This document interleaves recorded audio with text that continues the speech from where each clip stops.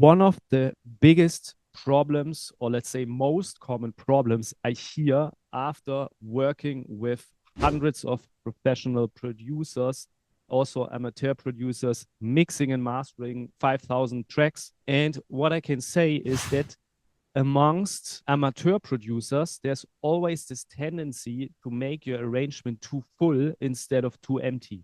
Okay. So if I would think about all the projects I mixed and mastered, most of them have the tendency to be too full instead of too empty. Okay. So I'm going to make an extremely valuable video today where I'm going to give you 6 tips how to avoid or how to find out that your arrangement is too full, or to find out that it is not too full. Okay. And as always, I promise you guys, I'm not using ChatGPT to create these videos here like most of the content creators are doing it. Everything you're going to learn here is from my real experience of working, mixing and mastering lots of projects, producing and releasing lots of music myself with clients, with students of my mentoring program. So everything you learn is going to be super valuable. So let's start with the content. Let's see you in the Cubase project.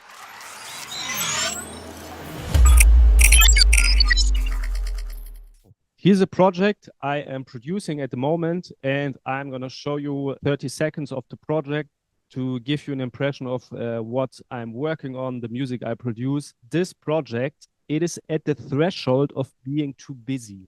Okay, so it's a good example. And if I'm gonna finish the track and when I'm gonna mix the track, maybe I just gonna have a look through the project and see if I can mute a sound here, mute a sound there. So what can I take out? So this is the situation, okay? And I thought it's maybe interesting for you guys to see. Okay, so let's have a listen first.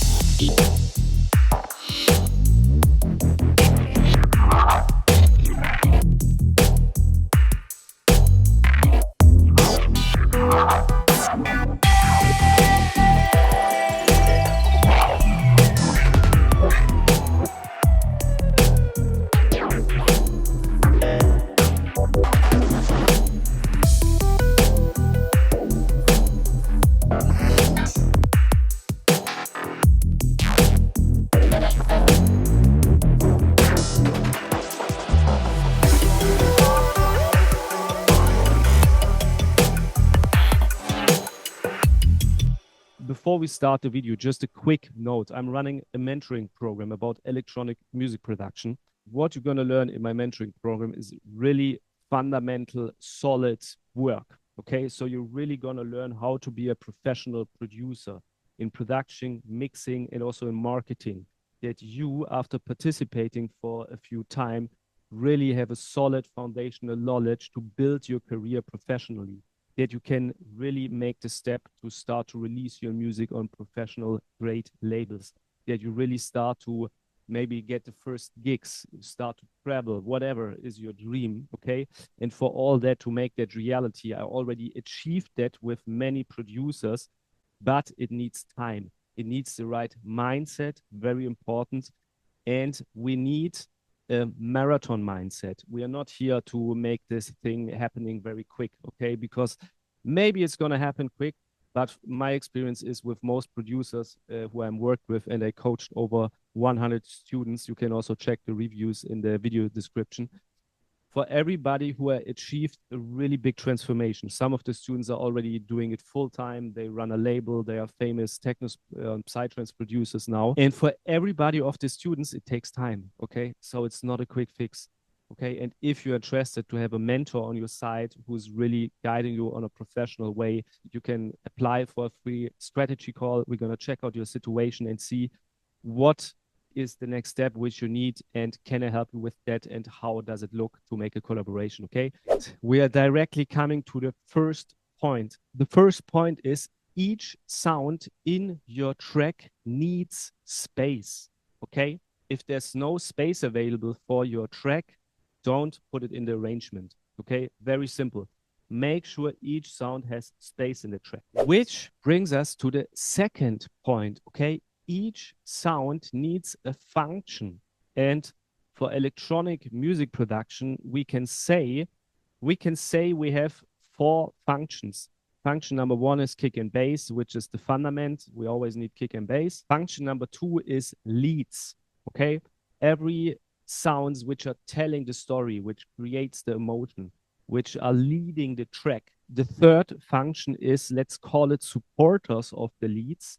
Okay, so we have sounds like sweeps, background, drones, some crackle in the background, everything which you place around the leads to support the leads. And the fourth category is rhythm, snare, hi-hat, open hats, close hat, drum loops, everything which makes your head like this. Okay, this is the rhythm. That's it.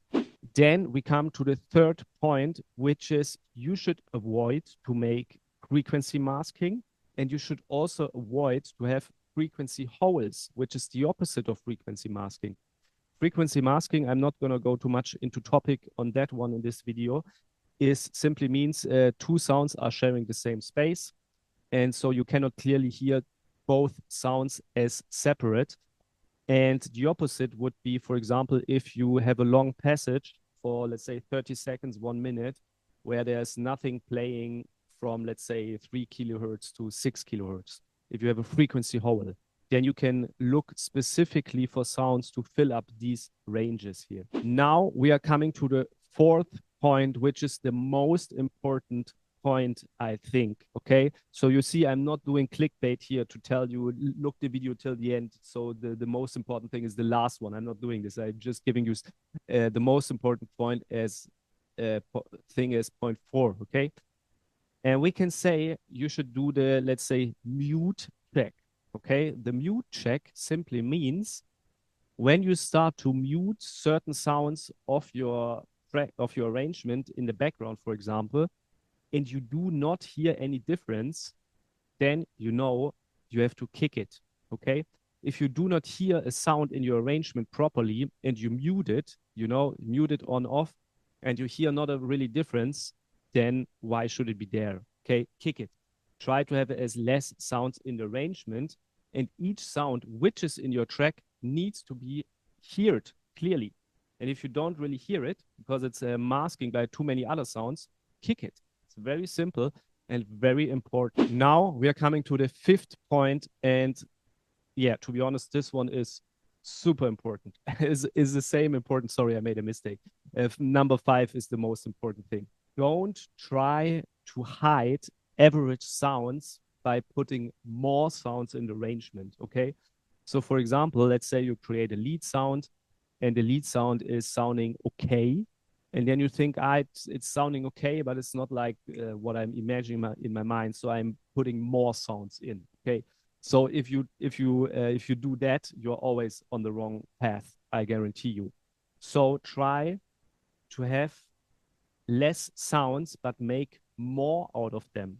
So instead of like an average lead sound, trying to put more lead sounds in the arrangement to, I don't know, to fix the problem, try to make the lead sound really impressive. Okay, make it really big.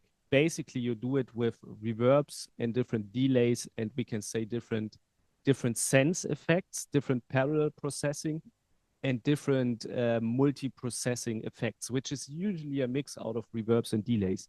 This is a very important point. I hear it all the time in, let's say, beginner productions, that people have average sounds and then they put more average sounds in, and this is like not the right road which you want to take. And now we are coming to the 6th point, which is, I would recommend you everybody to always use Voxengo span on the master bus. So you always see what you hear. You always hear the final mix, and also when you solo a sound, you instantly see it on Voxengo span. And I'm also going to show you what settings I recommend. Let's go into Voxengo span. So here you see Voxengo span, which is on the master bus. And I use different settings in Voxengo span for different scenarios, okay?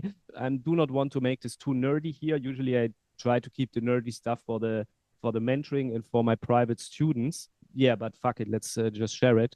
So Here you see usually what I use the mid-side stereo preset on my master bus, and I go to high resolution mode. Okay, this is usually the preset which I use for mastering. Why? Because it gives me a pretty good resolution in the low end, so I can really see what is going on in the low end. I can really see when there's peaks around 60 hertz or 70 hertz. So it's really giving me a detailed view in the low frequencies, which is what I want in mastering. For this video, I recommend you guys either to use the default setting. It gives you a little bit less detail here, which because too much detail can sometimes be irritating and it's not always needed. Or I recommend the Arity, Average, and Max preset, which also gives you a very good visual representation to check your track for frequency masking and frequency holds. So I hope you got, or actually I know that you got some pretty dope value, because this value here is really coming from experience. It's not coming from ChatGPT or other sources. So yeah, I would love to hear some feedback from you guys. And if you like this content, please subscribe to this channel, hit the thumbs up, and maybe send it to a producer friend, write a comment, you know, push the algo.